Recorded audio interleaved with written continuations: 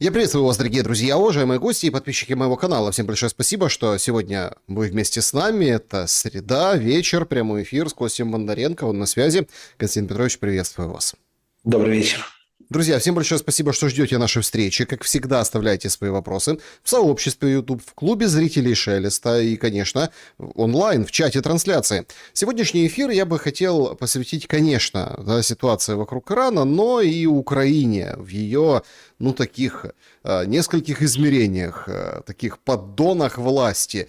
Депутатский бунт там, знаете, как бы очередной возник, да, но Арахамия все погасил, говорит, мы смогли, мы вместе, правда, ветер гуляет и сквозняк в Верховной Раде, но, тем не менее, кое-что они приняли.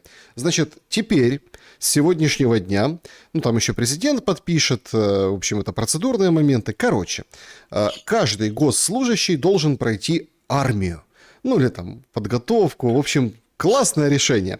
В связи с этим вопрос сегодняшнего эфира. Кто-то его видит, кто-то нет, но если перейдете в чате трансляции, он там немножко по-другому расположен, не так, как обычно. Короче, опрос следующий. Согласны ли вы, что госслужащими могут быть только служившие в армии?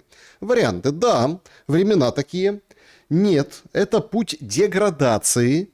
Подумаешь, решение, все отменят. Это все как бы можно штамповать все что угодно, сейчас особенно в этот период. Или мне все равно, я от государства вообще держусь подальше. Поэтому госчиновником быть не собираюсь, пускай делают, что хотят. В общем, это там, это где-то там, а я где-то здесь. В общем, 4 варианта. С этого вопроса давайте начнем, в конце подведем итоги. Что думаете? Как вам вот такое решение? Вы знаете, на самом деле для меня этот вопрос, наверное, имеет несколько ответов, потому что я не собираюсь быть государственным чиновником. Я действительно не собираюсь на государственную службу, всегда держался подальше.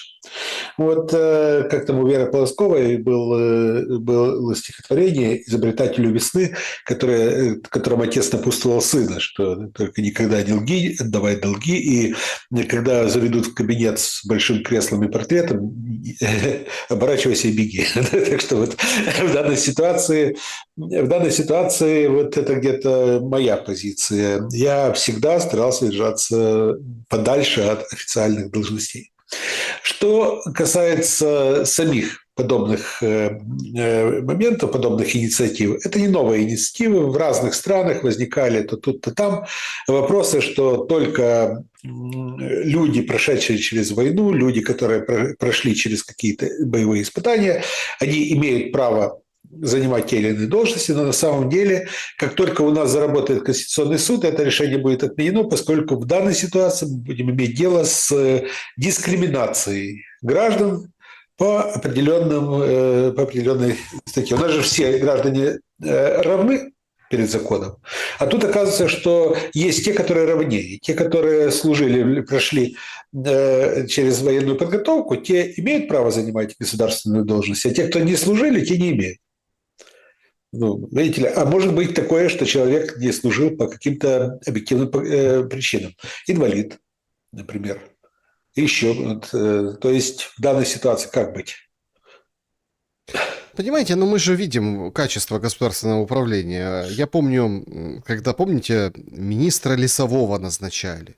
Ой, Да. что было? Ой, да вообще не ходи, не ходи дивиться, как говорят в Украине, понимаете? Там, вот он, с окопа, вот такой.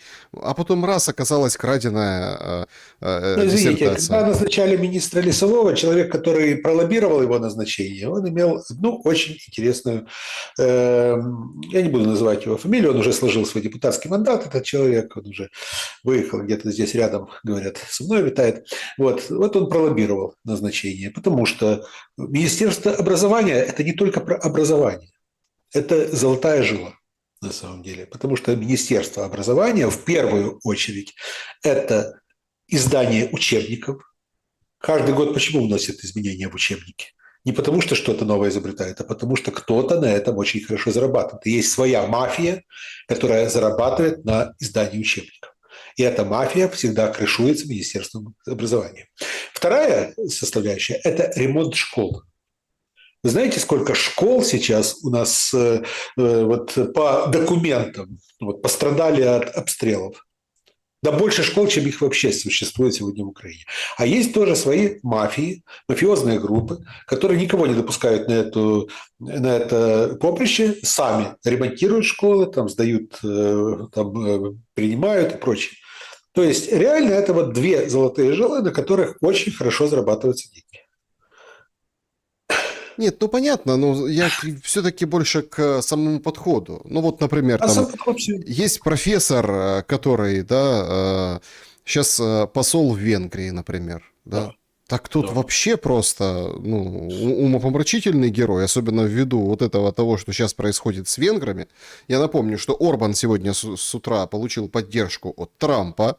Он так у себя и написал: голосуй за Орбана, иначе проиграешь. Орбан говорит: спасибо, Дональд Федорович, я с тобой. А у Зеленского там, наверное, где-то кусают локти, ногти грызут. Причем Орбан сегодня выдвигает очень интересный пас. Говорит: значит, я перекрываю газ в Украину. И так все таки: газ? Что? О чем ты, Орбан? Ну какой газ? Ладно, там электричество, перетоки. А нет, выяснилось, когда немножко поскоблили, что понятно, весна, понятно, тепло идет, не такое большое потребление, но 40% так или иначе, по документам ли или нет, проходит через венгерские компании, через Венгрию как таковую. И Так у нас этот удар уже пытался отразить Тихий, представитель МИД, говорит: да ну что это, Орбан, мы заплатили ему миллиард в прошлом году. Представьте, Украина миллиард заплатила за газ, поэтому он там рубит сук, на котором сидит. В общем, ничего у него не получится. И похоже, что ставки в этой игре растут. Да, дело в том, что если мы посмотрим ситуацию, которая сейчас в Венгрии, мы увидим, что на Орбана делают ставку очень серьезные газовщики, люди, которые имеют отношение там, к газу, газовой отрасли, в том числе и Месарош и прочее. Там, это, самое. А вот в команде Мадера вот, сплошные нефтяники. Вот, если посмотрим, там есть Анита Орбан, например, которая работала в одной из крупных транснациональных нефтяных корпораций. Там есть такой капитан, который работал в ExxonMobil и так далее, и так далее. То есть, которые заинтересованы в том, чтобы в Венгрию не шла российская нефть, а шла, чтобы как раз американская нефть и вообще, чтобы зависимость была именно от американских не столько американских, транснациональных, так скажем, энергоносителей. Вот. Поэтому более дорогих, понятное дело, и прочее. Поэтому там очень интересно развивается борьба. Это не борьба между там пророссийскими, антироссийскими, не борьба между там проукраинскими, антиукраинскими. Это уже третий, четвертый вопрос, конечно же. Вот. Это не просто политическая борьба между партией Фидес и партией ТИСа. Вот. А здесь действительно очень серьезные энергетические ставки. И Зеленский играет именно в то, чтобы вот перекрыть российскую нефть, таким образом подставить Орбана и, соответственно, чтобы помочь вот, людям из партии ТИСа, более близким ему, а также европейским транснационалам, вот, потому что очень высокие ставки. Поражение Орбана будет поражением Трампа в первую очередь. И это все очень хорошо понимают. Не Путина, Трампа именно. Вот, поэтому и вот так приковано внимание к венгерским выборам сейчас. Зачем слушать Сиярта? И почему на прослушку молчит, простите, цивилизованный мир? Ну, видите ли, у нас цивилизованным миром считают только тех, которые сейчас, которые любят ездить на остров Эпштейна, да? Вот, отдыхать на острове Эпштейна – это цивилизованные люди. Те, кто ездит отдыхать на другие острова – это не цивилизованные. Вот. Почему? Потому что на самом деле Сиярта – это второй человек фактически по значению в негласной табели о рангах в Венгрии. И понятное дело, что Сиярто знает очень много. Сиярто держит связи с очень многими сильными мира сего. Кстати, как в Вашингтоне, так и в Москве и в других столицах. И понятное дело, что считается, что Сиярто может иметь такую информацию, за которой стоит охотиться. Ну, все говорят, что он там с Москвой сверял часы постоянно, с Ой, Москвой. вы знаете, очень много действительно мифов вокруг нынешней кампании. Например, Петер Магер, лидер оппозиции венгерской, он заявил о том, что у Орбана работают российские технологи. Фамилию он не назвал.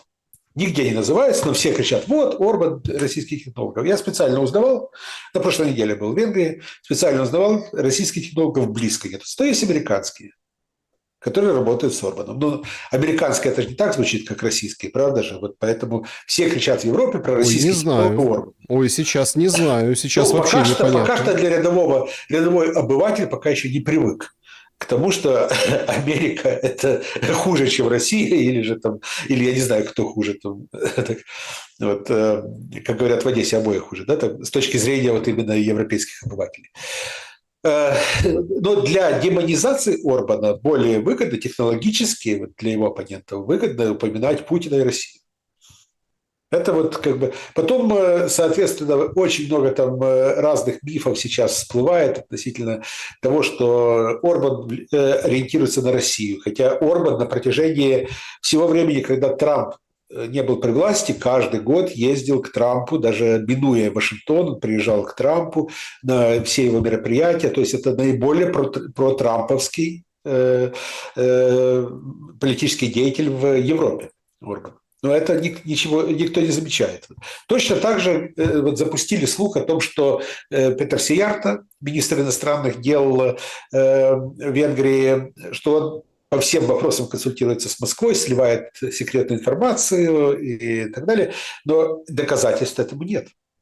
Есть просто голословные доказательства. Да у нас, в принципе, в эпоху постправды вот любая информация подается в стиле highly likely, с высокой долей вероятности. Константин Петрович, если мы вот так вот от Венгрии и энергетики перенесемся к тому, что сейчас происходит с воздушными обстрелами, атаками и налетами.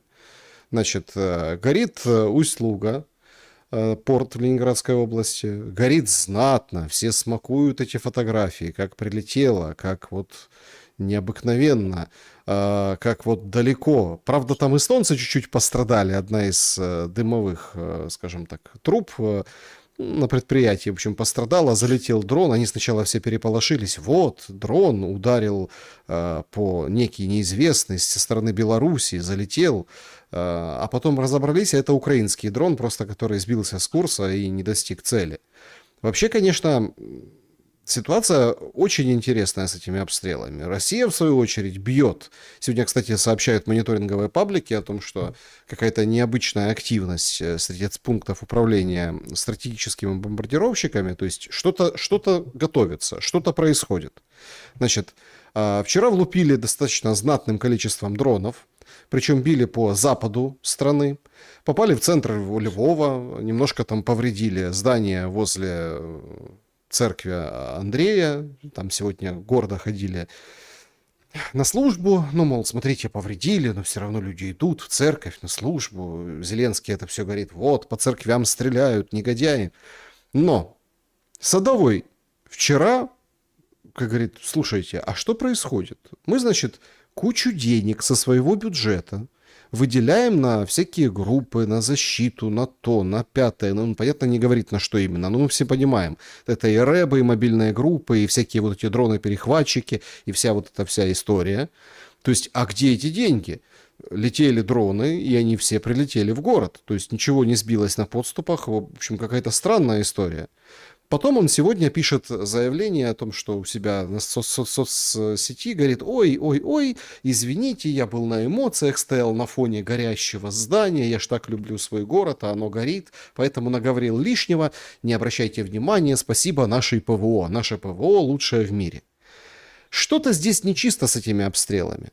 И по Ленинградской области и по Западной Украине.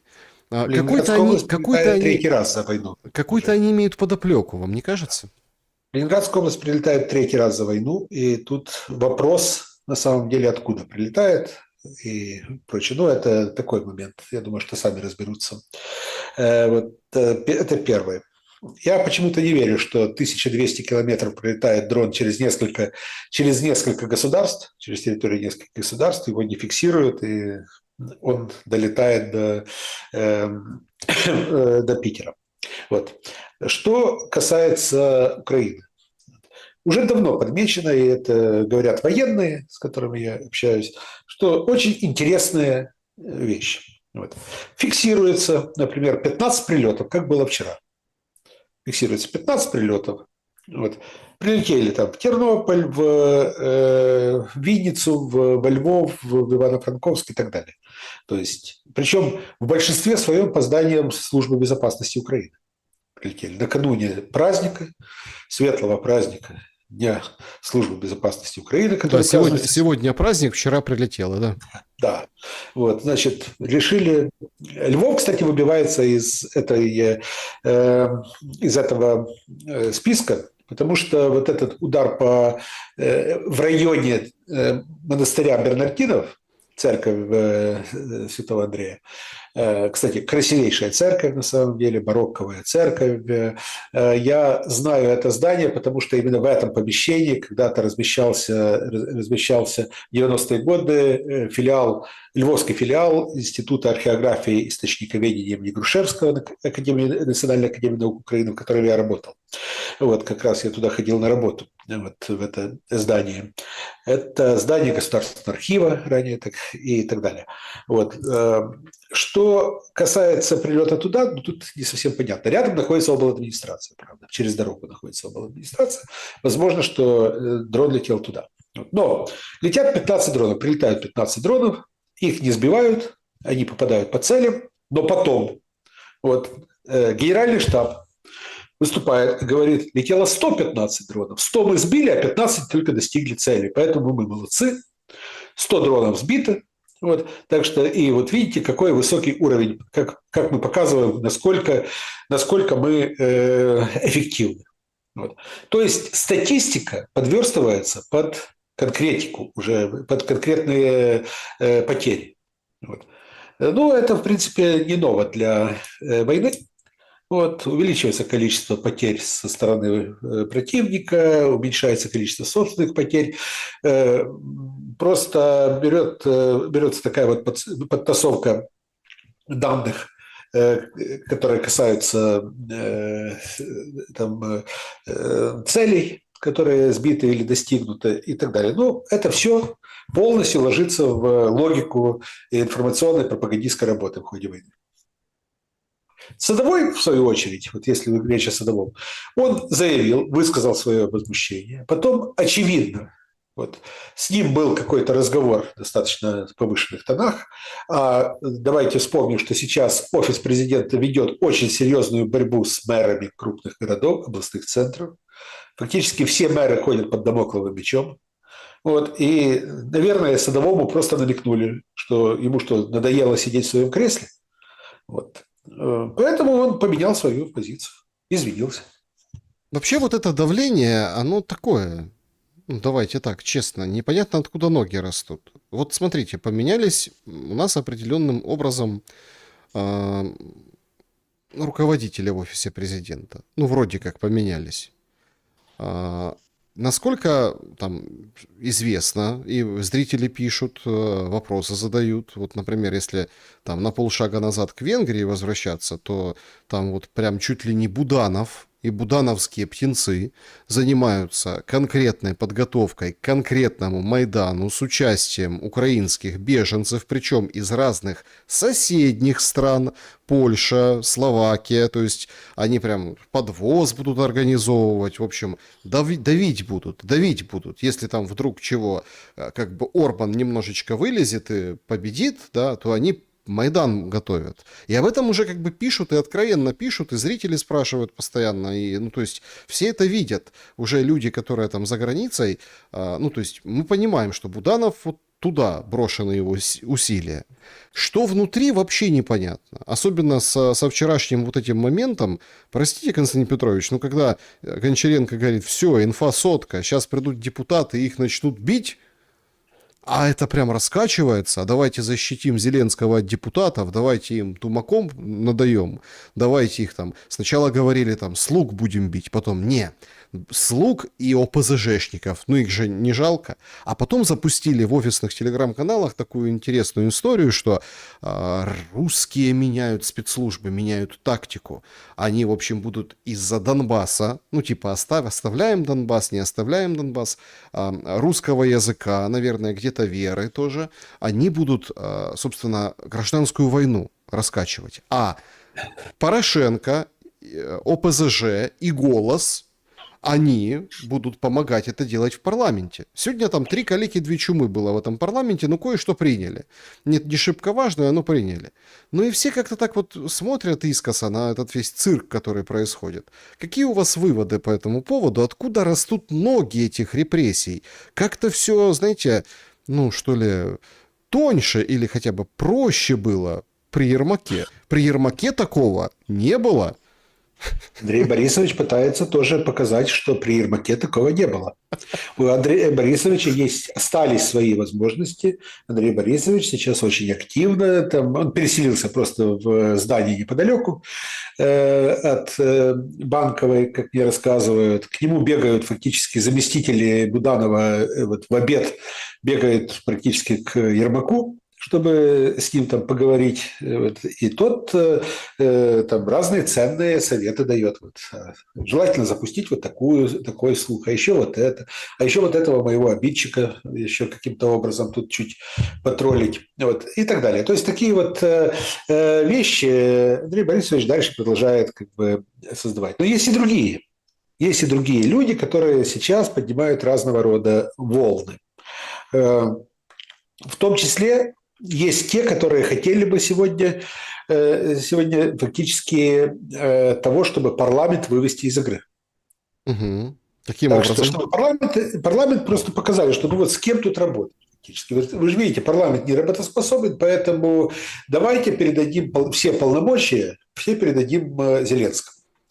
В 1919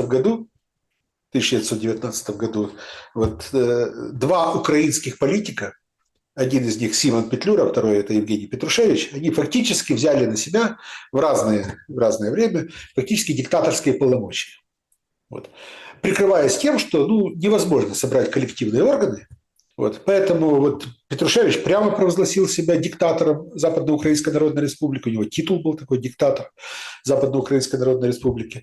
Вот. Петлюра взял на себя все полномочия директории и стал главным атаманом от имени директории и так далее. Но в целом Зеленский тоже, похоже, готовится сегодня стать диктатором. Вот.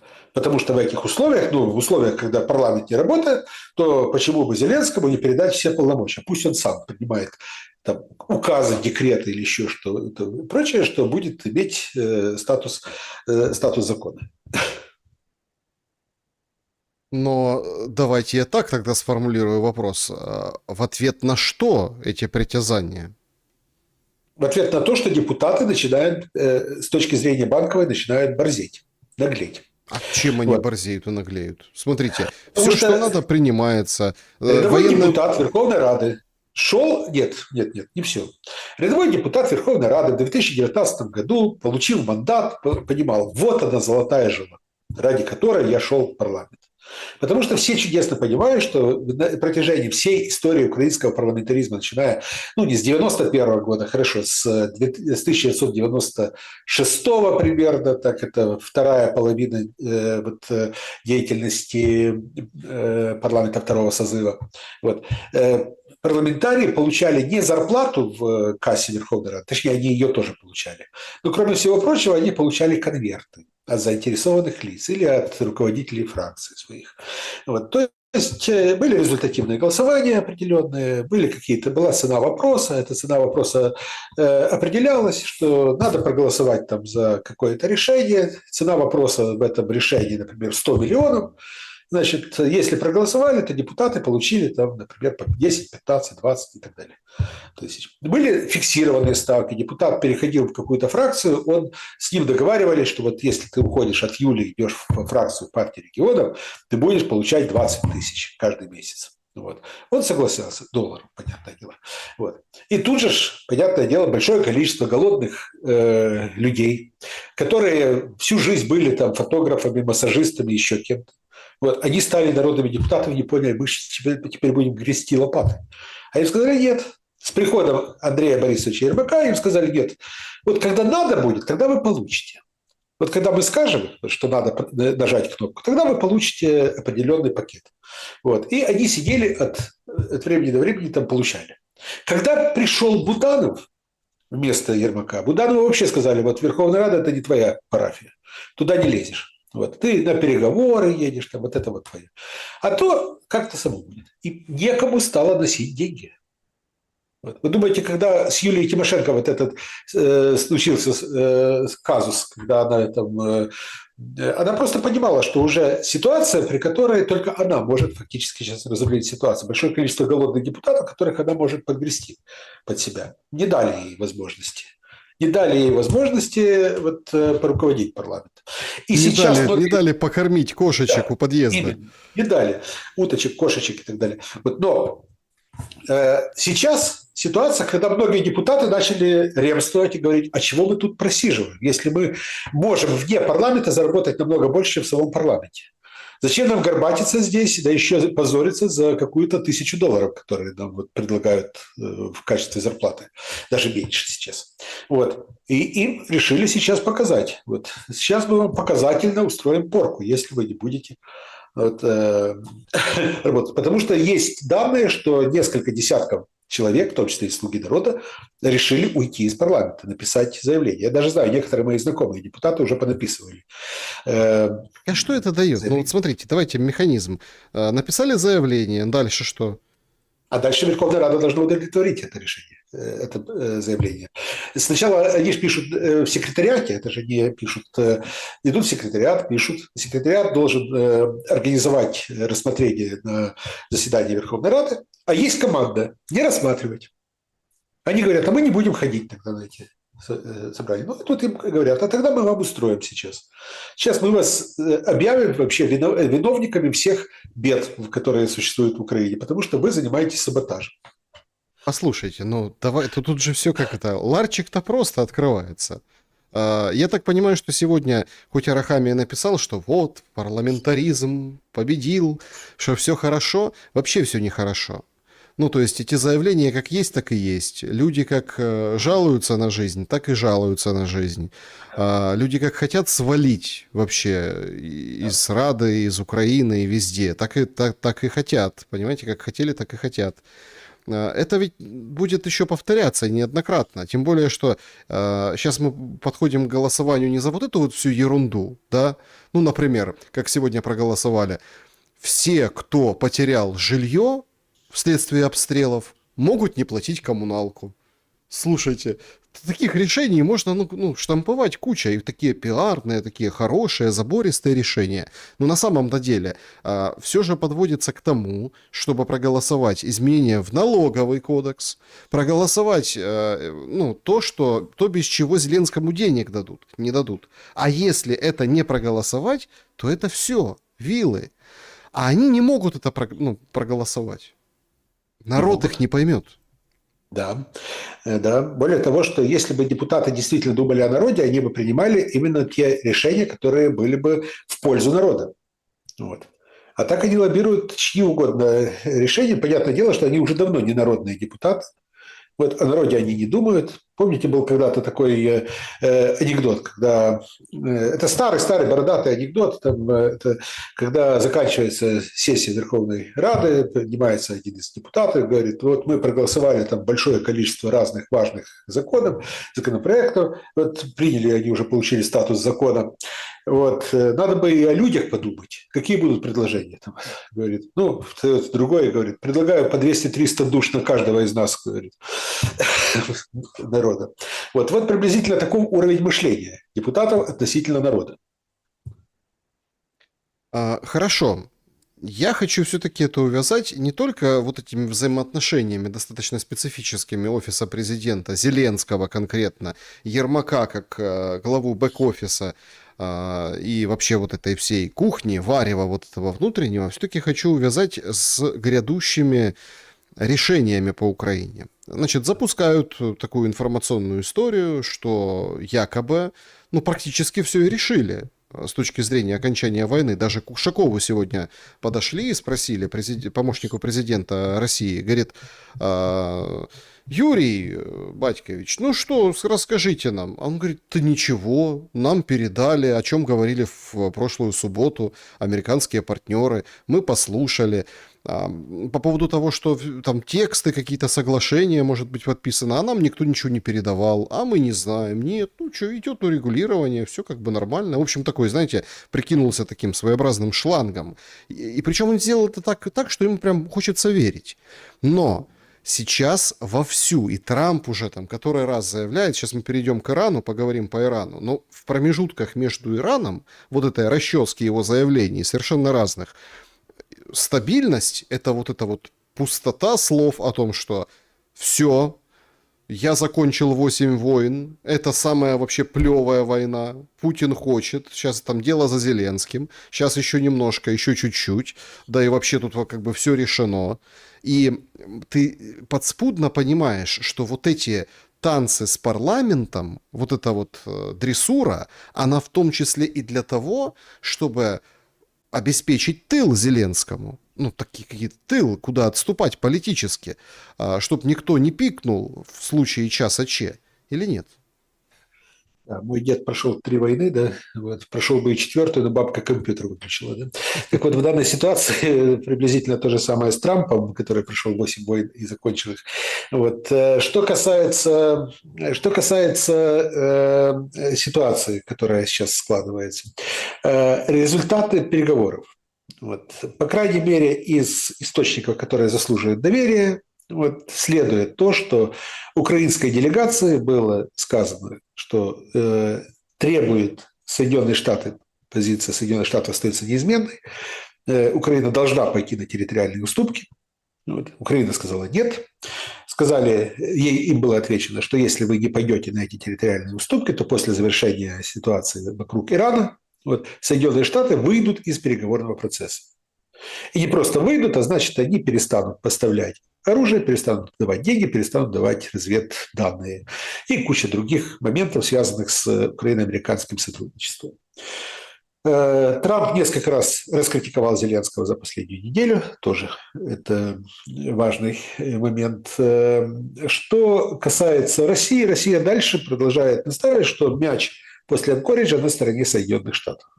Вот. Украина говорит о том, что у нас вообще в Анкоридже не было, поэтому мы ни о каком духе Анкориджа ничего не знаем, ничего не понимаем, о чем там говорили без нас. Вот, потому что Зеленский продолжает фактически дальше играть в общие игры с европейскими государствами, которые сегодня достаточно враждебно настроены по отношению к Трампу. Вот. Так что в этой ситуации вот это вот такая вот большая чехарда. Зеленский искренне верит в то, что Трамп проиграет, ну, точнее, республиканцы проиграют выборы осенью, поэтому надо дождаться осени, надо дотянуть до осени, повалять дурака. Осенью республиканцы провалят выборы, придут демократы, свяжут Трампа по рукам и ногам, вот, и, соответственно, Трамп никуда не денется, будет вынужден работать снова с Украиной в прежнем режиме. Вот такой расчет. Вот. А если Трамп вдруг предпримет некие маневры, которые в результате не понравятся Украине и не понравятся, например, тем же демократам, которые уже потирают руки? А что если Трамп готовит какой-то запасной вариант, а скорее всего он так и есть, готовит какой-нибудь запасной вариант внутри Соединенных Штатов, который может в принципе привести к тому, что весь политический сценарий Соединенных Штатов пойдет по совершенно иному. А что это может быть? О чем вы? Все, что угодно. От Трампа можно ожидать всего, чего угодно. Абсолютно. Вы понимаете, когда с ним садятся играть в шахматы, а он играет в Чапаева, вот это совершенно иной тип игры. Вот. Поэтому я думаю, что рассчитывать, что все будет идти по накатанной и что Трамп будет спокойно вести свою команду к поражению в ноябре этого года, это попросту наивно. Вот. Так что я думаю, что Зеленский в этом отношении и его ставка на европейских политиков, они могут быть абсолютно провальными. Дмитриев сегодня написал о том, что скоро межпарламентские контакты России и Америки спасут мир. Ну, Как видите ли, интригующе. видите ли, межпарламентские отношения между Соединенными Штатами и Российской Федерацией, они могут иметь только второстепенный характер, первостепенный все-таки за лидерами. И Соединенные Штаты, и Российская Федерация – это государства, в которых основную роль играют лидеры этих государств. Это слишком персонифицированные государства. А парламенты играют важную, но, скажем так, далеко не основную роль. Нет, это просто к вопросу о нашем украинском парламентаризме. Как вы думаете, опять-таки, я задаю этот вопрос, потому что есть и косвенные разведпризнаки, есть и есть данные о том, что как вариантом вот этого переворота доски, это как садишься с Трампом играть в шахматы, а получаешь Чапаева, это условное заявление Путина о достижении каких-то успехов, а ему есть что заявить. Ну, тут я понимаю, что сейчас Усть-Луга горит, я понимаю, генералов там поубивали, я понимаю, что там есть вопросики, да, но резко масштабировать взор и сказать, смотрите, мы достигли вот этого, вот этого, вот этого, условно, Украина, отдавай там нам Херсонскую область и город Херсон, или как новые условия, о которых говорил Небензя, тоже позавчера, по-моему, или вчера, Да. вот это ночью. Несколько То дней есть, назад. но вы нам это отдадите как? Сами отдадите. По Донбассу там, конечно, понятно, хорохорятся, понятно, там все выходят военные, начинают говорить, что вот, там надо год еще воевать за Славянск-Краматорск. Ну, не год, это раз. Во-вторых, сейчас посмотрим, как пойдет вот эта весенняя кампания с наступлениями. Но я о чем хочу спросить. Может ли быть вот такой переворот доски? Все же как-то неправильно поняли Путина. Помните, он говорил, мы захватили Купянск. Зеленский поехал, журналистов пригласил. Но в это время, пока он это заявлял, решались другие на фронте интересные вопросы и задачи. И решались успешно для российской стороны. Да. Поэтому это заявление, что мы уже победили, ну, как Трамп уже Ширан победил, да, но там у него другая ситуация, ну, вполне себе может быть поводом, чтобы закончить войну. А Зеленский что в таком случае, если условно выйдет Путин и закончит боевые действия, а дальше будет добиваться цели СВО другими средствами, что будет делать Зеленский? Ему В сразу... зависимости от того, что скажут Зеленскому в Лондоне, в Париже и в Берлине. Зеленский не озвучивает собственную позицию. Вот в чем проблема. Проблема Так вы же Зеленского в понимаете, том, что денег не будет, сразу меняется вся конфигурация. если ему позвонят после слов Путина, ну, мы же пока что гипотетически говорим про Да. слова, вот, я уже неоднократно говорил, что Путин может закончить войну в любой момент. И сказать, что вот мы взяли там деревню Павловка, значит, это была самая стратегическая точка, которая нам была нужна. А так мы уже все победили. Ну, это я так. Вот, Путин может закончить в любой момент и объявить победу. Вот. А Зеленский не может закончить, потому что Зеленский должен согласовывать все свои действия с Берлином, Парижем и Лондоном. Вот. И если там пацаны не поймут, условно, а у него же такой именно подход, то он будет говорить о том, что нет, мы будем дальше воевать, мы будем сейчас организовывать подполье, мы будем организовывать там диверсионные отряды, которые не дадут врагу, значит, жить спокойно на этой территории, будут гореть там склады, там, и цистерны и все прочее. Это понятно. А боевые действия? Вот самый главный вопрос. А причем, да, боевые действия в данной ситуации будут зависеть исключительно от того, а будут ли давать ему дальше деньги на эти боевые действия. Вот. Кто будет давать. А это вот как раз большая проблема, потому что, да, необходимо той же Европе, необходимо, чтобы Украина воевала дальше. И европейские лидеры об этом говорят неоднократно, уже прямо, открыто говорят, откровенно, что Украина должна воевать. Внутри Европы нагнетается сейчас ситуация, что Европе все равно придется скоро воевать с Россией. эта тема уже практически во всей Европе. И тут несколько только нейтральных государств сегодня потирают руки и говорят, как хорошо, что мы провозгласили нейтралитет. Вот, и так далее. То есть эти моменты. Уже все чудесно понимают, что членство в НАТО или же наличие военных баз на территории ничего не дают, наоборот, ставят под удар больше те или иные государства Европы. Вот, но при этом Зеленский полностью ориентироваться на эти государства и ждет от них денег. Ждет, что они дадут ему деньги на продолжение войны. Вот. Не на восстановление. На восстановление они давать как раз не будут. Или если будут давать, то совсем какие-то крошечные суммы. А вот на продолжение войны будут давать. Поэтому Зеленский скажет, мы не принимаем это решение, мы продолжаем дальше воевать. Ну и как он будет выглядеть? А то как будет выглядеть? Как человек, который, патриот, он же будет ориентироваться на какую-то узкую прослойку украинцев, которые сегодня составляют основу нынешней власти.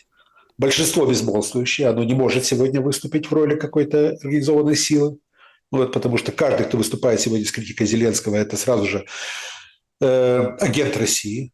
Сразу же завтра скажут, что у него паспорт, российский паспорт, и покажут даже скан этого российского паспорта. Вот. И у его жены паспорт российский, и у его соседа российский паспорт. А вот он там встречался на прошлой неделе с каким-то там своим кумом, у того тоже. Вот видите, там. То есть вот это же у нас сейчас излюбленная тема. Только кто-то не угоден, сразу же говорят, что у него российский паспорт, как было с Трухановым в свое время. Вот. Или же, что это просто агент завербованный. Вот всех их будут называть. А вот узкая прослойка, на которую опирается сегодня Зеленский, она, которая терроризирует население Украины, вот, она будет рукоплескать Зеленскому. Почему Россия, почему Путин так не сделает? Я имею в виду, не объявит об окончании войны не чтобы войну закончить, то есть не в плане там вот этой слабости и всего остального. Я сейчас очень прямой мостик провожу. Мы сейчас поговорим о Трампе, предметно об Иране, но я хочу вот эту тему завершить. Вот Трамп же выходит и говорит, мы уже всех победили, а потом сам предлагает переговоры. Его по щекам хлещут эти иранцы на государственном иранском телевидении, вот эти все там через Пакистан уже подлезли, и там Турция тоже включилась. В общем, молодцы. Турки с пакистанцами молодцы. Пакистан – это гарант ядерный Саудовской Аравии. Только началось это брожение, что мы тут вступим в войну, они сразу подсуетились, стали посредниками и фактически передали требования США. А те им сказали, да пошли вон. И сейчас положение дел очень и очень шаткое, но Трамп может себе позволить побеждать, предлагать, открывать. Путин же тоже может себе позволить брать войны, начинать и заканчивать. Политика абсолютно с разным менталитетом. Два политика абсолютно разного типа. Трамп, кстати, как и Зеленский, это политик постмодернистской или метамодерной, формации. Вот. То есть у него абсолютно по-другому устроены мозги. Это политик, который может позволить себе шоу, который может позволить себе какие-то, абсолютные условности, которые он возводит потом в разряд доблести, не знаю. То есть он может себе позволить виртуальные войны или же виртуальные победы. Может объявить войну и потом сразу же ее закончить и сказать, что я победил. Знаете, в свое время Калигула, когда, я уже, кажется, приводил этот пример, это, если я не ошибаюсь, это был 41 год нашей эры, вот Калигула решил покорить Британию. Кораблей у него не хватало, войска для того, чтобы пересечь Ла-Манш, тоже не особо было войск. Он тогда приказал собирать ракушки на берегу моря и приказал рубить тростник. И потом ракушки и тростник он привез как символы победы, организовал триумф, сказал, что мы покорили Британию, сказал Калигула. Вот этого было достаточно. Точно так же Трамп сейчас действует. Он может в любой момент сказать, мы покорили Иран, мы победили. Вот. И его абсолютно не волнует то, что там на самом деле это не победа, а поражение. Путин в данной ситуации это человек, который слишком рациональный. Путину необходимо нечто предъявить результат своей победы. Вот, причем по максимуму предъявить. Вот, для того, чтобы было убедительно, что Кровь пролита не зря, воевали не зря там, и так далее. Что касается Путина, вот эта рациональность Путина и иррациональность Трампа – это два проявления разного подхода к политике в нынешнем мире. Причем, видите ли, мир постепенно делится на людей, которые являются представителями постмодернистского или метамодерного там, сообщества и мышления, и на людей, которые являются рациональными харизматами. И они между собой не могут найти общий язык. Ну, имеется в виду две части мира не могут найти между собой общий язык. Так, ну, во время нашего прямого эфира, друзья, мы в прямом эфире беседуем с Константином Петровичем. Вот появляется информация о том, что в Нью-Йорке приземлился правительственный самолет Ил-96, российский, летного отряда «Россия». Приземление связывают с появившимися ранее сообщениями от того же Кирилла Дмитриева о том, что в США отправлена парламентская делегация. Борт сел в международном аэропорту имени Джона Кеннеди в Нью-Йорке. Собственно, время как бы указано. Все это происходит вот сейчас, да, в течение там меньше, чем час назад по фиксации, по данным. То есть мы понимаем, что как это война войной, Украина Украиной, а оттепелью, Константин Петрович. Ну, это еще не оттепель, это еще первые проблески. Это первая капель, которая это может привести к оттепели. В любом случае, любые подобного рода контакты можно только приветствовать. Но мы давайте комплексно взглянем на этот момент.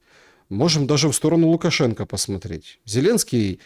Вообще, вы заметили, какая интересная история? Трамп за Орбана. Так и говорит, да. За Орбана. Зеленский против Орбана. Трамп к Лукашенко благоволит. Зеленский против Лукашенко. Лукашенко, кстати, плевать, он сейчас поехал в Пхеньян, его там встречают, классно, да. Так у него там такой прием большой.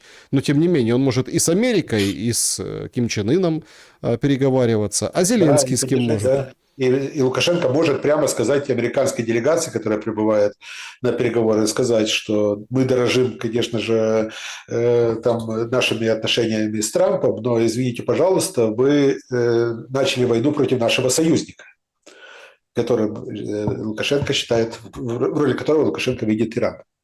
Это тоже очень важный момент, то есть это достаточно прямо и достаточно откровенно с его стороны. Да, и, кстати, Лукашенко тоже поддерживает Орбана. Да и Нетаньяху Орбана поддерживает, слушайте. И Нетаньяху поддерживает. Где уже этого Орбана поддерживают, только Зеленский не поддерживает. Да. Понимаете, какая интересная Если штука. говорить обо мне, я, например, тоже на стороне Орбана. Я тоже за Орбана, которого я видел один раз в жизни в 1998 году. Вот. Тогда молодые либералы, которые потом через год создали партию «Реформа и порядок», говорили, вот нам необходимо вот следовать тому курсу, который вот проводит Орбан и Фидес в Венгрии. Тогда Орбан был еще либералом. Ой, да, значит, давайте о Трампе поговорим. Значит, и не только о Трампе, не только об Иране, а вообще о его положении вещей, положении дел. Значит, ну, гуляет в сети вот такая карикатура о том, что его там за одну ногу схватила Газа, за другую Китай, за руку НАТО, за другую руку Россия, а за тестикулы схватил Иран. Смешно, во многом правда, но давайте так вот по ножкам пройдемся, с вашего позволения. Да? Про Россию уже поговорили, плюс-минус. Да? Давайте теперь перейдем к Китаю. Буквально вот только что, опять мы в прямом эфире, значит, пресс-секретарь Белого дома выходит с брифингом своим, соответственно, там 10 минут назад, да, значит, цитирую. Кроме того, я рада сообщить, что встреча президента Трампа, долгожданная встреча с председателем Си в Китае, теперь состоится в Пекине 14 и 15 мая. Первая леди Мелания, президент Трамп, также примут председателя Си и госпожу Пен с ответным визитом в Вашингтоне, округ Колумбия, позднее в этом году, о чем мы объявим отдельно, сказала беременная Кэролайн Левит ну, потому что она в положении, да, то есть, но продолжает исполнять свои обязанности. Ну, зачем тут декреты? Тут такие ветры веют. Что скажете по поводу этой новости? Потому что нам много говорили, война в Иране, даже если передвинет апрельский визит Трампа в Китай, это уже как бы проигрыш Трампа. Но все ли так однозначно? Видите ли, тут теперь вопрос у меня возникает, когда ответный визит будет Си Цзиньпина с супругой не 14-15 ли июня, 80-летие Трампа. Так, вот, Ну, там торжества. месяц, вроде как маловато для Да, таких ну, встреч. понятное дело, что я шучу, но ну, плюс ко всему, потом очень важная дата – это 250-летие Америки, создания Соединенных Штатов, да, да. 4 июля. То есть когда приезжать Си Цзиньпину, тут самое главное, о чем договорятся 14-15 мая. Как пройдут переговоры 14-15 мая. Понятное дело, что если они закончатся ничем, то и ответный визит тоже может быть могут быть проволочки с ответным визитом. Очевидно, что к тому времени Трамп постарается не только закончить кампанию вокруг Ирана, но и забыть про нее. По поводу Ирана. Заявление Левит, вот это самое свежее тоже. Трамп не блефует, он готов развязать ад. Иран не должен снова просчитаться. Речь идет конкретно о вот этой всей чехарде вокруг переговоров через Пакистан. Значит, КСИР уже ответил Дональду Федоровичу, в общем, ответил отказом. Интересно, что там это все сопровождается, например, там, заявлениями там, командующего ВМС армии Ирана, что Иран отслеживает передвижение авианосца Линкольна, Абрам Линкольн, и готов наносить удар каждый раз, когда тот будет оказываться в зоне поражения. Другие написали, что этот удар последовал, достиг цели, не достиг, пока непонятно, ну, видимо, не достиг. Но, тем не менее, значит, ответ КСИР Трампу был более чем однозначный, что товарищ Трамп, спасибо большое за ваше предложение, но условия. Полное прекращение агрессии убийств со стороны США и Израиля по Ирану. Второе. Конкретные гарантии того, что не начнется новое нападение на Иран. Третье. Выплата репараций за нанесенный ущерб. Четвертое. Прекращение войны на всех фронтах, в том числе против всех групп сопротивления в регионе. Это хуситы, Хизбалла, Хамас. Ну и международное признание гарантии суверенности контроля за Ормузским проливом. Интересно, что с Ормузского пролива это как бы все и начиналось, как предварительное условие США. Мол, откройте пролив и, в общем, давайте жить дружно. Но, как я понимаю, все отвергнуто или не совсем? Нет, ну, переговоры через посредников какие-то шатковалка идут. Но дело в том, что боевые действия продолжаются. И тут вопрос, достигнут ли стороны какой-то той точки невозврата, когда, в принципе, переговоры станут невозможными на длительное время. Это пока что еще окно возможностей не закрыто. Как выходить из этой войны? Трампу. В любом случае, скорее всего, вот как я уже говорил, Трамп является человеком постмодернистского мышления, постмодерное мышление. Вот, и он может в любой момент заявить о том, что мы победили. Мы победили. То, чего не может себе позволить Путин, вот, то может позволить себе Трамп. Сказать, что победа за нами. А дальше уже, соответственно, тихонько, без лишнего шума, где-то там встретиться на какой-то нейтральной территории, вот, точнее, объявят, как это было с талибами в свое время. Никто же не говорил о том, что ведутся переговоры с талибами. То есть не афишировали это. Так, подождите, а талибам проиграли? Вот в том-то и дело, что там очень интересная ситуация, потому что интереснее всего, что о договоренностях в Дохе между талибами и американской делегацией было объявлено во времена Трампа. Потом Трамп ушел, пришел Байден. И уже при Байдене пришлось фактически спасаться бегством. И так получилось, что поражение повесили на Байдена, хотя договорились о нем предыдущая администрация Трампа о выводе. Но это такой момент. Да, действительно, Соединенные Штаты, если бы они не проиграли, они бы не пошли на столь непопулярные, мягко так скажем, непопулярные условия договоренностей. Поэтому здесь Трамп тоже может вести какие-то тайные переговоры, вот, потом объявить о том, что вот мы признаем, мы там тайно там выплатим репарации, или там, скажем так, или договоримся о каких-то там других моментах, вот не будем на этом акцентировать внимание, вот, но при этом каждая сторона будет считать себя победившим в конфликте. Знаете, я сегодня, ну, зрители, кому интересно, могут посмотреть на канале. Я сегодня говорил с Яковом Кедми. Он очень ангажированный в плане там темы. Я знаком с Яковом Кедми. То есть в плане этой войны очень ангажированный. И это было видно, это читалось, и все понимали. У нас там разговор из двух частей состоял. Мы там про Иран говорили, а потом про Украину. Значит, все понимают, что и то он говорит об игре с нулевой суммой, о том, что пойти на переговоры с Ираном и договориться с этим режимом для Трампа все равно как бы это не камильфо. Но тут надо выбирать между двух зол, условно, да, засандалить новый Вьетнам, новый Афганистан или как бы выпорхнуть из этого, скажем так, из этой сеточки, из этого капкана. Понятно, что он там не признает роль Израиля, вот этого всего, что... Но у меня все равно возникает важный вопрос.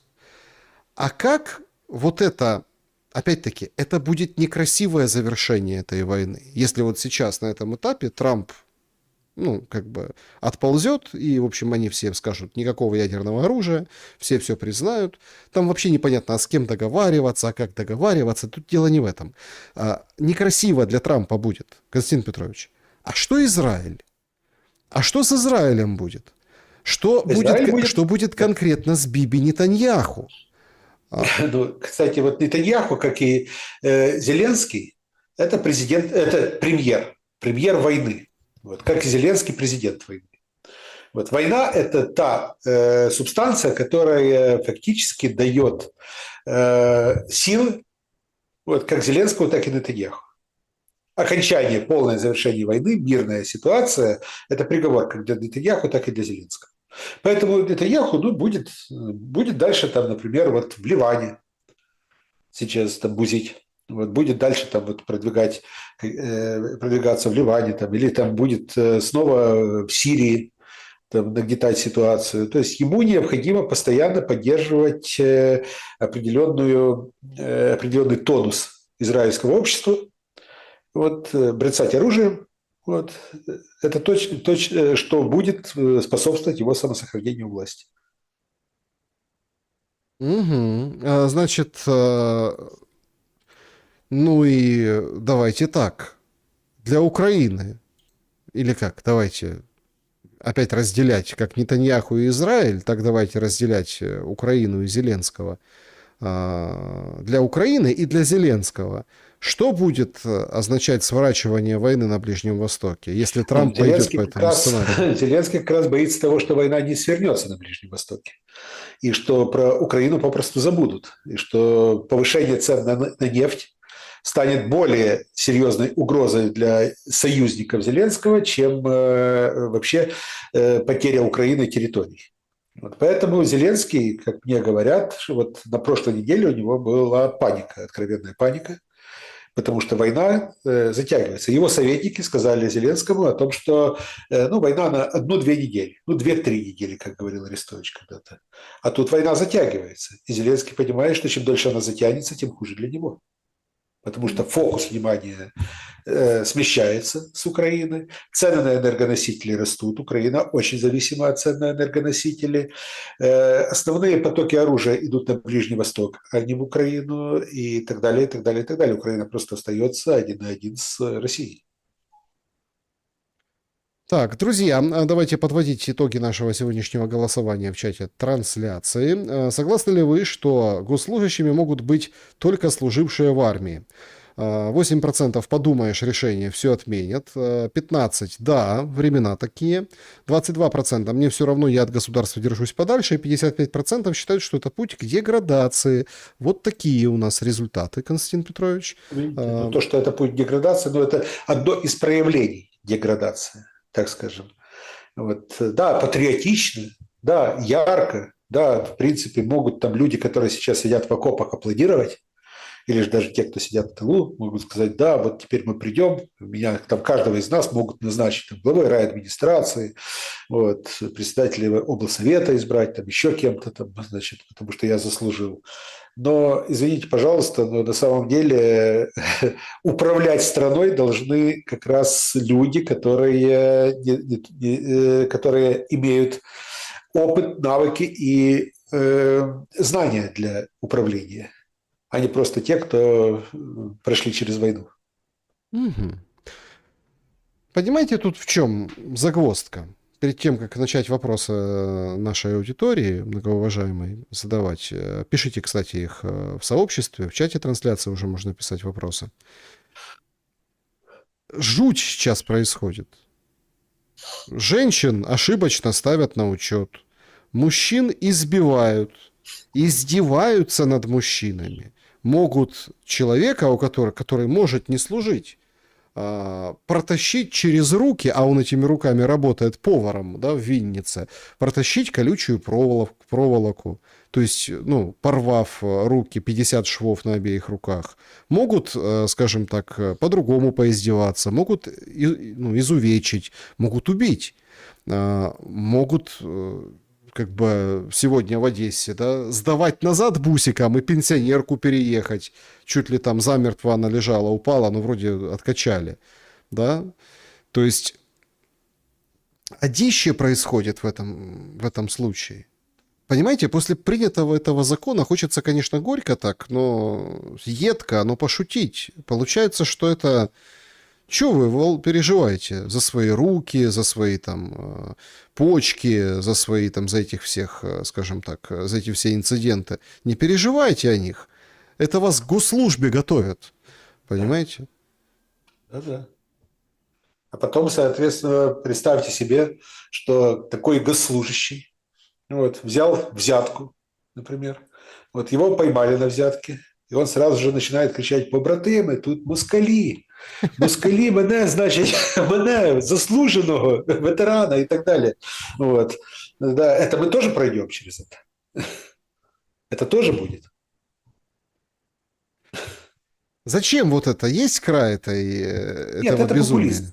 Это популизм. В данной ситуации Зеленскому и его как раз клике очень хочется показать, что они заботятся в данной ситуации про ветеранов, что это про патриотизм, патриотические чувства. Недаром известное изречение вот, о том, что патриотизм – это последнее прибежище негодяя. Да? Так вот, данная ситуация – это иллюстрация как раз к этому изречению. Так ветеранов избивает точно так же ТЦК. Да, да, да, потому что, ну, это вот инцидент, это вот исключение из правил, говорят. Вот хотя на самом деле то, что сегодня происходит в стране, оно просто-напросто уже, ну, знаете, градус кипения, градус ненависти в обществе повышается. К сожалению, этот градус ненависти, он не имеет какого-то выхода. Вот. Да, когда-то кумулятивный эффект сработает. Кумулятивный эффект сработает. Но пока что, перефразируя Александра Третьего, можно сказать, что у России только два союзника. Это СБУ и ТЦК. Да, СБУ и ТЦК. У кого-то праздник, да, сегодня. Значит, поехали, друзья, ваши вопросы. Значит, друзья, всех приглашаю на канал Костя Бондаренко. Там тоже есть рубрика ответов на вопросы. Спасибо большое, что подписываетесь. Не забудьте, пожалуйста, поставить лайк этому эфиру, этому прямому эфиру этой трансляции. Значит, что касается новостей, передают... Мерц хочет... Мерц больше не хочет поставлять Украине Таурус. Deutsche Welle написали. Значит, в Бундестаге, отвечая на вопрос, Мерц говорит: «Я говорил в этот момент, когда полагал, что на вооружении Бундесвера имеется достаточное количество исправных ракет «Таурус», которые мы могли бы поставить Украине. Сегодня Украина имеет в своих арсеналах собственные ракеты, созданные ей самою, отчасти с нашей помощью. Оно значительно эффективнее, чем то небольшое количество таурусов, которые мы могли бы поставить. Сегодня Украина вооружена лучше, чем когда-либо прежде, однако у нее серьезные финансовые трудности, поэтому в данный момент мы не решим проблему с помощью дополнительных таурусов. Лучше давайте денег дадим», говорит Мерц. «Надеюсь, мы решим проблему с кредитом 90 миллиардов». А какой жук! Естественно, это, кстати, когда мы говорим Мерц, мы должны понимать, что Мерц – это представитель BlackRock. Когда мы говорим Макрон, мы должны понимать, что это представитель дома Ротшильд. Вот, и так далее. Сегодня лидеры европейских государств – это не представители своих политических партий, или, скорее, не только представители своих политических партий, это представители отдельных транснациональных корпораций. И поэтому тут необходимо также обращать внимание на то, какие транснациональные корпорации влияют на тех или иных политиков, для того, чтобы мы понимали, каковы позиции этих транснациональных корпораций в нынешней войне.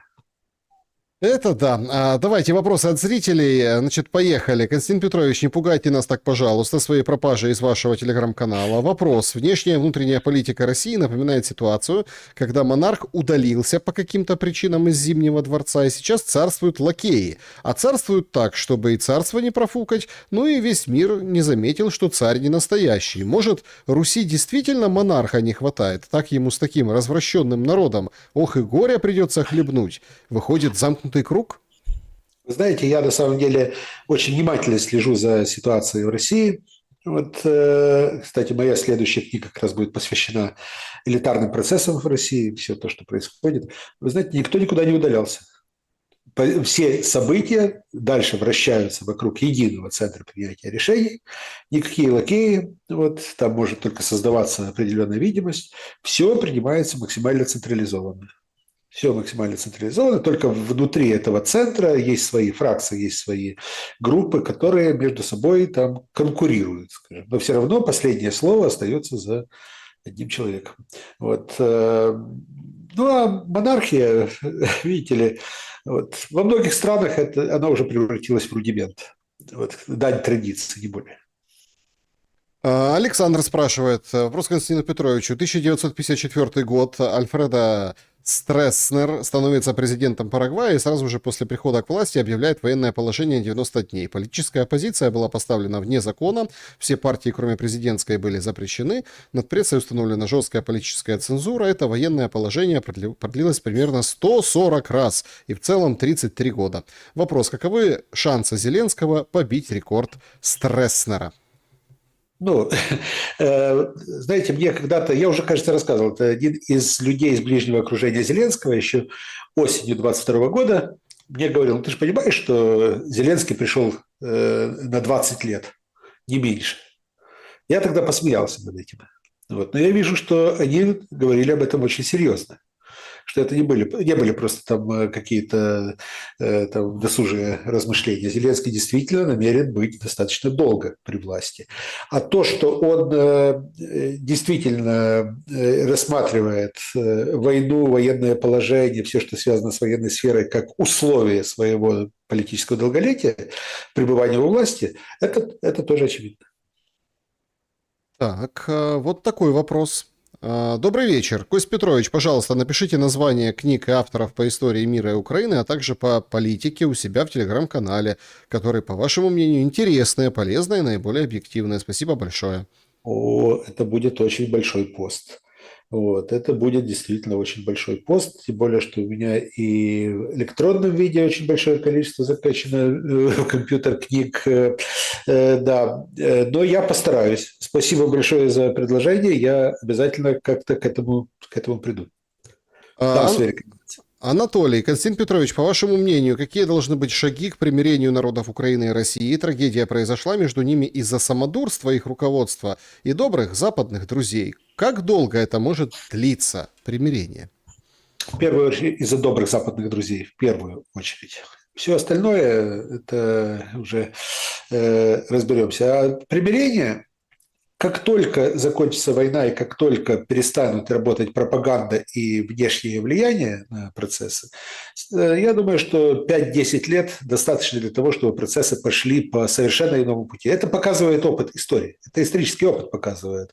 Посмотрите на Вторую мировую войну. Сколько прошло времени после того, как закончилась Вторая мировая война, когда бывшие враги начали сотрудничать. Вот. Через 10 лет уже пошло сотрудничество. Визит Аденауэра в Кремль – это 1955 год. Еще чуть позже, еще прошло там некоторое время, буквально, это уже полным ходом извинения немцев перед поляками, это сотрудничество между Брежневым и Вилли Брандтом и прочее, прочее, прочее. То есть, а дальше уже как вишенка на торте, это заключительный акт Хельсинского соглашения о сотрудничестве и безопасности в Европе. Но если говорить про нормализацию отношений, то первыми начнут нормализацию люди, у которых существуют родственные и дружеские отношения в той или иной стране. Дальше пойдет бизнес. Бизнес-отношения, когда бизнес-группы начнут сотрудничать друг с другом. А дальше уже потянутся и консульские службы, и дипломатические отношения, и политические отношения. Все будет. Мне кажется, вы немножко усложняете вот этот вопрос. Ну, или как, не усложняете, а как Упрощаю? правильно? Нет. Я говорю как историк, который рассматривает большое количество разных конфликтов. Вот. Еще раз скажу, если не будет двух условий внешнего влияния на процессы и пропаганды, вот, все очень быстро нормализуется. Я в шоке.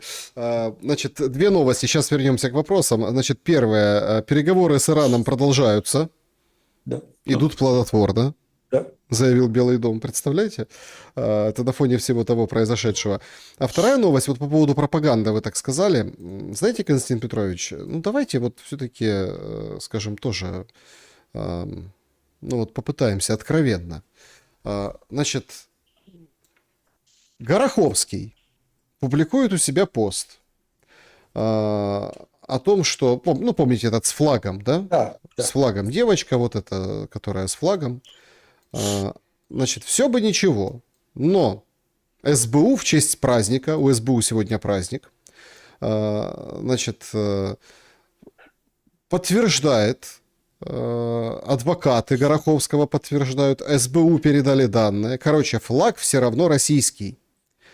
Значит, банк после инцидента с клиенткой, верификации, передал фото, видеозапись на государственную, на секундочку, экспертизу.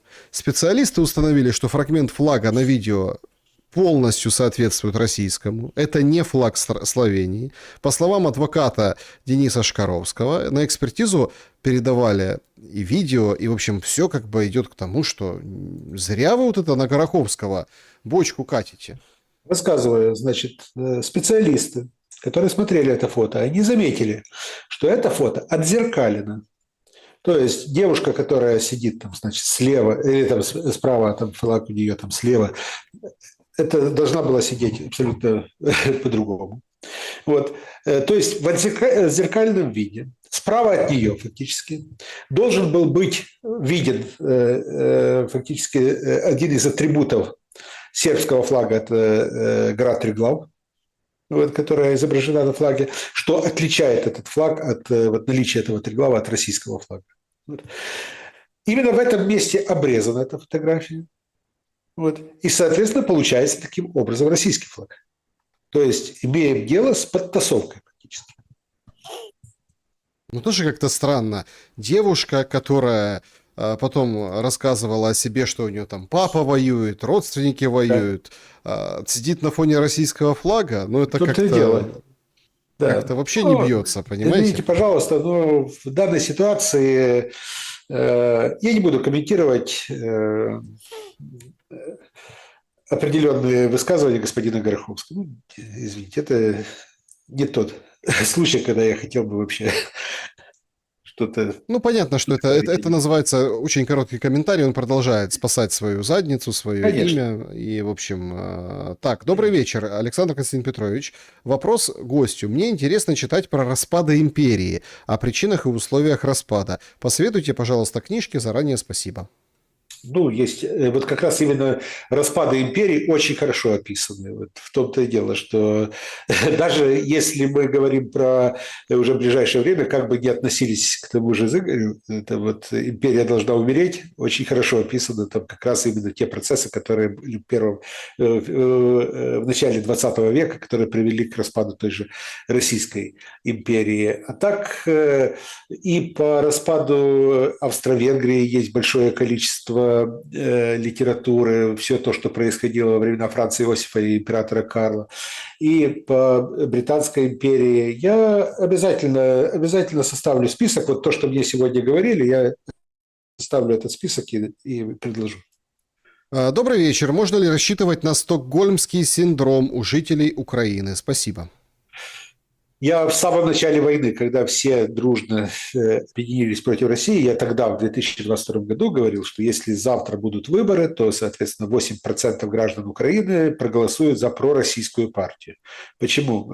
Вот потому что, как говорят психологи, 8% населения, 8% граждан, вот, подвергшихся там, насилию, они склонны к стокгольмскому синдрому.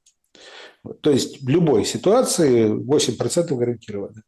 Но я думаю, что будет и больше, потому что сейчас, по прошествии времени, очень интересная градация. Есть не только те люди, которые ориентируются сегодня на Россию, там есть те, которые, например, ностальгируют по поездкам в Москву или в Питер, но при этом им не нравится Путин, например. Таких тоже очень много, даже среди моих знакомых. Есть те, которые считают, что вот перегнули палку с языком и культурой, что вот Россия, это там поездки в Россию табу, например, или там контакты с Россией, но надо развивать русский язык, российскую культуру в Украине, разрешить контакты и прочее. То есть все это тоже существует, и таких людей все больше и больше. Лина Востроилова, вопрос. Государственность того, что осталось от Украины, уже прошла точку невозврата, на ваш взгляд? Проходит. В данный момент проходит как раз. Еще чуть-чуть, и, может быть, эта точка невозврата пройдет. Константин Петрович, Велена спрашивает. В 1169 году Андрей Боголюбский захватил Киев, но не остался править. Есть разные версии историков. А что вы думаете, какая причина этого была у Боголюбского? Открою небольшой секрет. Андрей Боголюбский не захватывал Киев в 1169 году. 8 марта 1169 года он находился вообще в другом месте. А здесь была коалиция из 11 князей, большинство из которых это южно-русские князья. Это князья, которые из окрестных княжеств вокруг Киева, которые попросту, да, действительно разграбили Киев, да, действительно лишили Киев его привлекательности и статуса именно матери городов русских. Да. Да, Андрей Боголюбский перенес центр Руси, фактически, всех процессов, один из центров, скажем, в это время начали формироваться несколько центров, вот в Ростово-Суздальскую землю, которая ему больше нравилась, которая была ему ближе. Но в погроме Киева и в разграблении Киева непосредственного участия Боголюбский не принимал.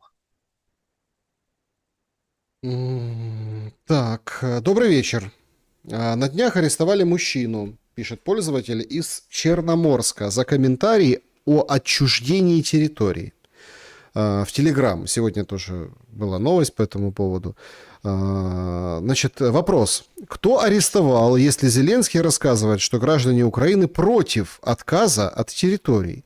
Это те самые граждане, которые против отказа, или СБУ по кляузе тех самых граждан? С уважением.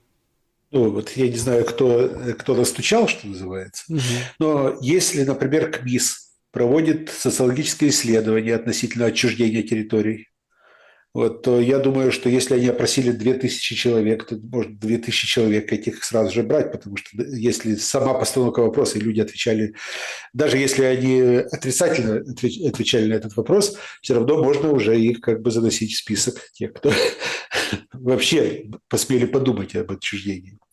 Кстати, сегодня как раз Наливайченко, бывший шеф СБУ, там возмущался и говорил о том, что вообще, как можно такие исследования проводить? Это же путь к сепаратизму, говорил. Да. Наталья, насколько судьба предков, социальное разделение, отношение к фронту и так далее, переживших Вторую мировую войну, отображается в настоящее время на их потомках? По-разному, очень по-разному, потому что очень многие относятся к Второй мировой войне как к некоему событию, которое они вот по-новому открыли для себя, что они не знали многих фактов, начинают пересматривать свои отношения, несмотря на то, что их деды-прадеды погибли на фронтах. Я знал людей, которые в детстве помнили Вторую мировую, которым за 80, которые сейчас начинают говорить, так нам же постоянно промывали мозги, мы же не знали правду про войну. То есть и такое, с таким я тоже сталкивался. Я знаю людей, родственники которых были заслуженными героями, у которых были звания Герой Советского Союза, которые были орденоносцами и так далее, а их внуки, например, или правнуки сейчас говорят о том, что да нет, на самом деле вот мой дед был там, этим сталинистом и так далее, и начинают каяться за то, что их дед освобождал Украину. И такое тоже бывает. Поэтому абсолютно по-разному. Это абсолютно индивидуальный момент, который зависит от способности человека критически мыслить. Здравствуйте, Людмила. Задает вопрос. Документально подтверждено, что у главы НБУ Пышного липовый диплом о высшем образовании. Константин, скажите, почему он продолжает работать? И что было бы в Европе или США в таком случае? Спасибо, берегите себя. Извините, я не знаю про его липовый диплом, какой липовый диплом, потому что я знаю, что Андрей Пышный точно учился в Черновицком государственном университете на юридическом факультете. Может, у него там относительно финансовых там, знаний, про это я не буду ничего говорить, но он однокурсник Арсения Яценюка, они точно учились на одном курсе на юридическом факультете Черновицкого национального университета имени Юрия Федьковича. Константин, скажите, думать о мире хорошо, но шансов ноль. Не лучше ли готовиться к катастрофе, которая уже 5-й год? Что посоветуете простым украинцам в Украине? Благодарю, Александр. Всем добра. Тут советовать, вы знаете, это тот случай, когда можно только индивидуально абсолютно выбирать свой путь. В данной ситуации единого какого-то единого рецепта нет. Кто-то выбирает для себя путь иммиграции, кто-то остается, кто-то прячется, кто-то решает, что чему будет, тому не виновать, кто-то идет на фронт и так далее. Каждый для себя определяется. Но здесь задача каждого, которую ставит перед собой каждый украинец, это выжить. Во что бы то ни стало выжить в этой ситуации. Так, пользователь пишет. Вадим Новинский в последнем интервью сказал, что УПЦ после войны предстоит интересная и сложная работа – примирять людей внутри общества, лечить души от ненависти, злобы, разделения. Константин Петрович, планируете принимать участие в этом процессе? Конечно, само собой. Но хотя церковь – это очень широкое явление. Церковь – это не просто храм и там священник, который там в храме. Церковь – это в первую очередь объединение граждан, объединение людей, верующих, которые объединены совместной молитвой, совместным символом веры и так далее. Поэтому в данной ситуации то, о чем сказал Вадим Новинский, о примирении и прочее, это постоянная функция церкви во все смутные времена. Церковь всегда принимала эту функцию как главенствующую в своей общественной жизни, в своей социальной доктрине и так далее. А почему Вадим Новинский вышел в это интервью? Показывали в России на русских сенсациях. Это чуть ли не потому... вообще очень интересный момент. Чуть ли не потому, что его там как бы убить готовы, и поэтому он решил все рассказать. Аки перед смертью.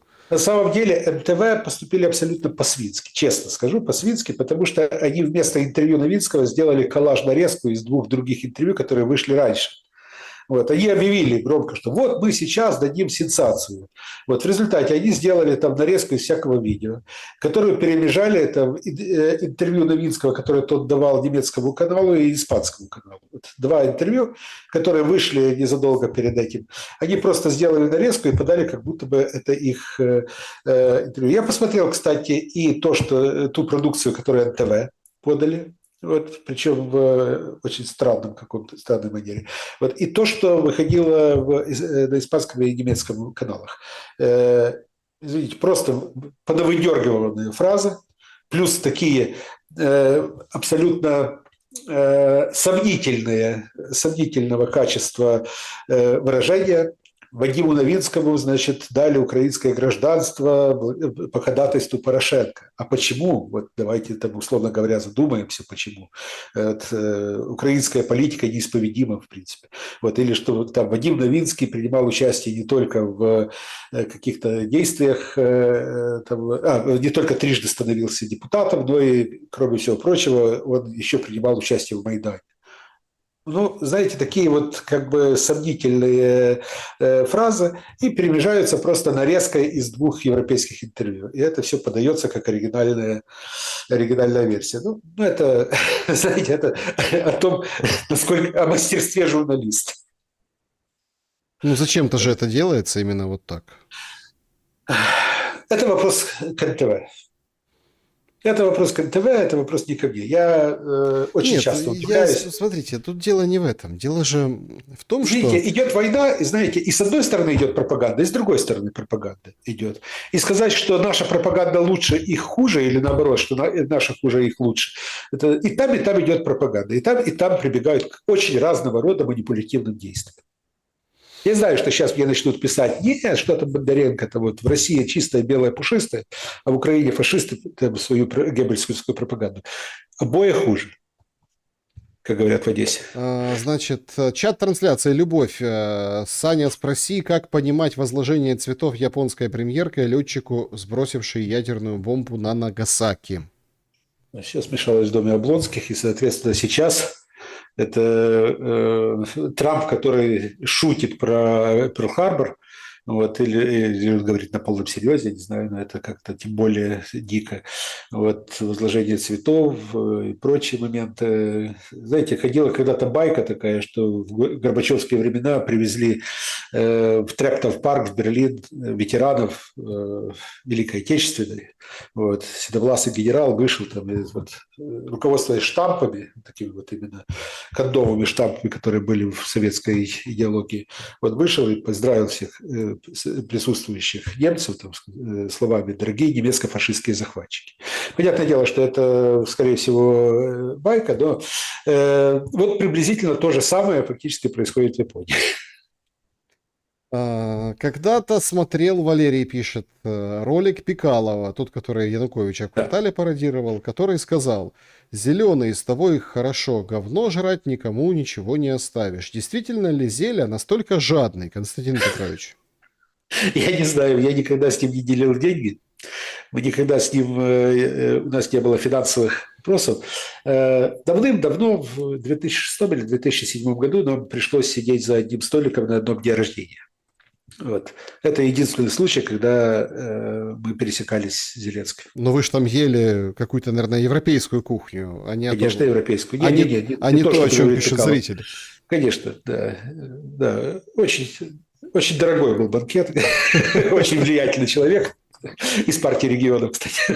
Да. Значит, Андрей, вопрос к гостю.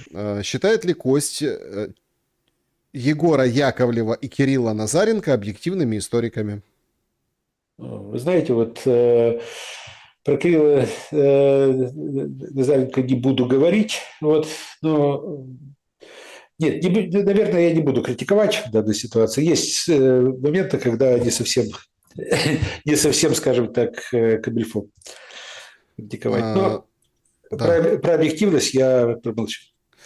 Значит, вопрос Константину. Как относитесь к речи Мельника в ООН с нарративом «Киеву 2000 лет, а на месте Москвы лягушки на болоте квакали»?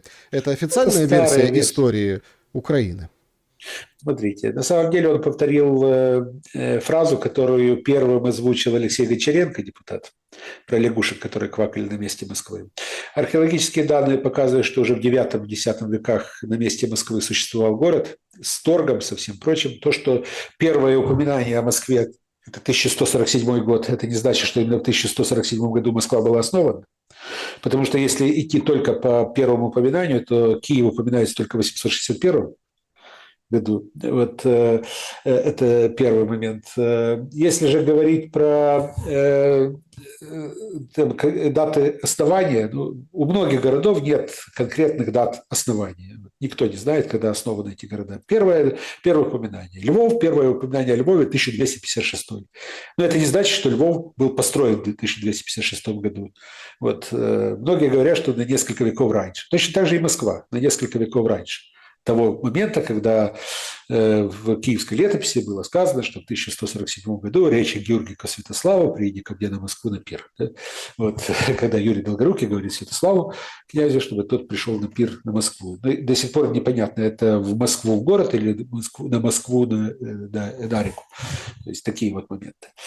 Некоторые историки вообще считают, что Москва как город вообще еще через 150 лет появился, когда первая церковь там появилась. Но это абсолютно разные данные, но историки, археологи говорят о существовании городища, торговли, торгового посада вот уже в 8-9 веках.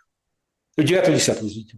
Так, тут пишут, Шелест, не надо смотреть НТВ. Даже в России никто НТВ не смотрит. Так Бондаренко и передайте, передаю. Спасибо большое, Евгений. Спасибо, да. Я понимаю, что тем более, что передача какая-то такая странная. Если бы мне не прислали эту передачу, что вот посмотри, что я бы и не смотрел. Тем более, что я потом поинтересовался, там какие-то очень странные ну, знаете, хуже, наверное, только РЕН-ТВ.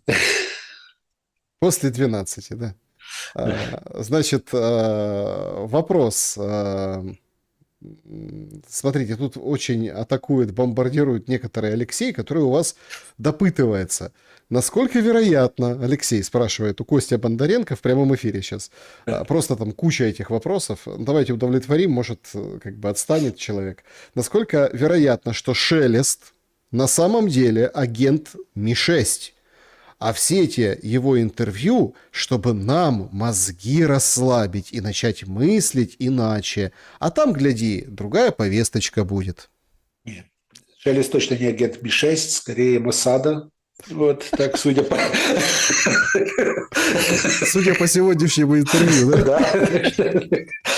Да. Когда-то я в Беларуси, значит, это был год 95-й, купил какой-то журнальчик, там, я месяц там работал в архивах и по вечерах вот какой-то, ну, журнал, там «Вопросы зрителей», там был рубрика «Вопросы зрителей». Один из вопросов был: скажите, пожалуйста, а правда ли, что настоящая фамилия Аллы Борисовны Пугачевой Рабинович? Вот. Ответ был редакции, что нет, настоящая фамилия Аллы Борисовны Пугачевой Рапопорт. Приблизительно точно так же. Так, значит, Константин Петрович, сейчас немножко еще парочку вопросов от зрителей. Зеленский выходит со своим обращением, разговором с телефоном ежедневным. Значит, мы знаем, что россияне готовят в самые ближайшие месяцы операцию против систем водоснабжения. Каждая община должна серьезно и ответственно относиться к защите объектов. Мы усилим ПВО на Западной Украине. Значит, внимание на Черниговщину, там весь день были работы по восстановлению электрики, поручил, всем поручил, всем работать, я буду рассказывать это все по телефону. Значит, воздушные силы Украины тоже должны как бы реорганизоваться и так далее. Слушайте, вот это вот как бы заявление его, да, ну понятно там обо всем на свете, причем, кстати, короткое. Я так заметил, когда есть там что сказать, у него 6 минут может быть, а тут 2:40, такое, понимаете. Наговорил как бы на отстань. Константин Петрович, вопрос-то в другой у меня. Ну прям это же все как прям на поверхности. Это же какое позорище отправить ПВОшников в страны залива, а потом пропустить такой удар. Нет, это в данной ситуации это такой себе оммаж, что называется. Он просто преклонился перед сюзереном. Так, вот тот сказал, что надо отправить там, определенную группу, вот он отправил для того, чтобы показать свою лояльность. Вот это первое. А то, что он заявляет про систему водоснабжения, ну, передайте Владимиру Александровичу, что ну, как-то не совсем правильно заниматься плагиатом.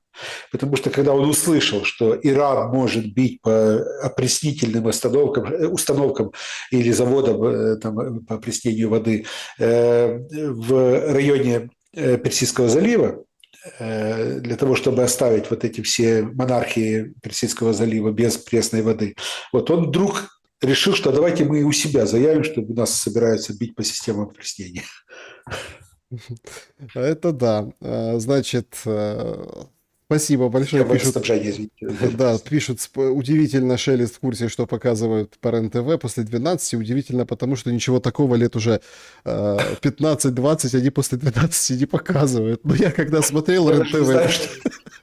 Я просто знаю, что для меня РЕН-ТВ это сопряжено с какими-то там конспирологией, какой-то уфологией и так далее, инопланетянами. Ну да, ну это так, это в плане юмора, друзья. Это понятное дело, что тут как бы не каналом мы будешь, не каналом мы будем... Такой себе вариант СТБ украинского. Да, значит, да, друзья, ну, шутят здесь, конечно, по этому поводу. Спасибо всем большое за то, что шутите, за то, что... Ну, вообще, если серьезно, конечно, давайте завершим наш сегодняшний... Ну да, тут пишут и НТВ, и РНТВ, в общем, не смотрели, кто делится, кто сколько не смотрел. Константин Петрович, и все-таки ситуация на самом деле тяжелая. Вы с какой вероятностью, процентным соотношением смотрите на два варианта развития событий? Или начнется вот это вот весеннее кровавое наступление большое, вполне вероятно, со встречным украинским, российское.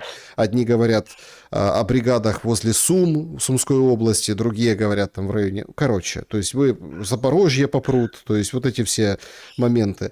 Украина говорит, мы там тоже что-то будем контратаковать, куда-то как бы лихо поскачем вперед. И, в общем, а другие говорят, что это будет на территорию России какой-то выпад, бросок туда. То есть сейчас очень много этого. Вот будет этот развитие сценарий и какой процент? Или все-таки Трамп дернет хорошенько за узцы, и все как-то вот и обернется каким-то неожиданным поворотом, когда все как-то так разведут руками, ой, а что, так можно было взять и войну закончить? Пока что Зеленский ориентируется не столько на Трампа, Трамп для него не указ, он ориентируется на Стармера, на Мерца, на Макрона, к сожалению. Вот. А те точно не будут останавливать Зеленского. Поэтому я больше склоняюсь к пессимистическому кровавому сценарию. Друзья, напишите, что думаете вы по поводу нашего эфира. Константин Петрович, я очень благодарен вам за время и мысли. Да, спасибо большое. До новых встреч через неделю. Да, друзья, в следующую среду встречаемся с Константином Петровичем. До следующей среды под роспись зайти посмотреть, а потом отчитаться в комментариях. Там Константин Петрович готовит новый учебный курс. В телеграм-канале у него вся полная информация. Переходите, прочитайте, потом в комментариях отпишитесь, заходили ли, читали ли. Не забудьте лайк, пожалуйста, поставить этому видео, потому что с Ютубом творятся чудеса. Разные добрые люди массово бросают жалобы, это все как бы отбивается. В общем. Да, мне на прошлой неделе тоже пытались снести YouTube, и потом восстановили все.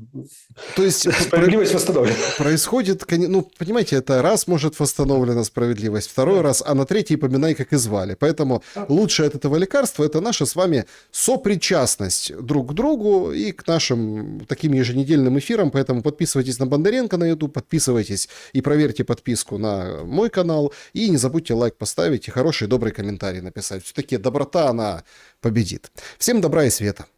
Увидимся.